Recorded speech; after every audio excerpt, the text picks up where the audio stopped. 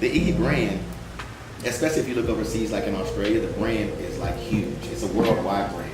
But then you look at the music, and it's become an issue with her trying to get that second release out. So I guess the question I just kind of want to kind of start off with here is it more important to worry about the music nowadays or the branding of the artist? Well, I think that the music goes under your brand. I think the brand needs to be worried about. Maybe the music is the most important thing in your brand, but that depends on who you are as an artist. Right. Some people's selling point is their music because they're great musicians or great rappers, etc. Some people just have a nice look. They have a nice lifestyle. People want that, so they listen to the music. But do you think that has had a adverse effect on? I mean, because think about it nowadays, and when we were doing some research on this, and we discussed this in the film, a lot of things that we talked about is when you go to like an A&R nowadays, they already want to know what you're doing on social media wise. And I guess it's a good question for you as a creative director person. Like, would you objectively listen to someone's music if you didn't see anything in the brand or the image when they came to you? Yeah, but in that sense, I'm only judging the music.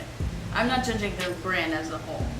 Like certain artists, I don't like their music, but I guess I can see in their aesthetic or in their other parts of their brand why people would like them. Right. So if you're only coming to me with your music, that's all I have to judge. So that better be the best part of it. You know?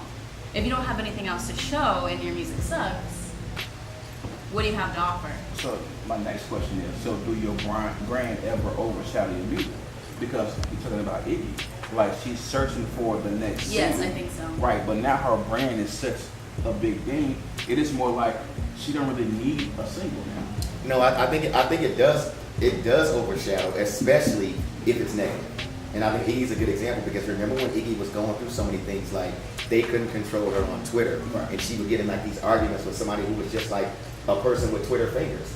And so everybody started to get this bad taste in their mouth about Iggy to where they didn't even care about the music. You weren't even getting a chance. So I think on the one side, her point is big because your brand does have it's big because if it's negative, it really can affect you because people won't even give you a chance. So in the music, I think there's so much of it out that maybe the music ain't as important no more.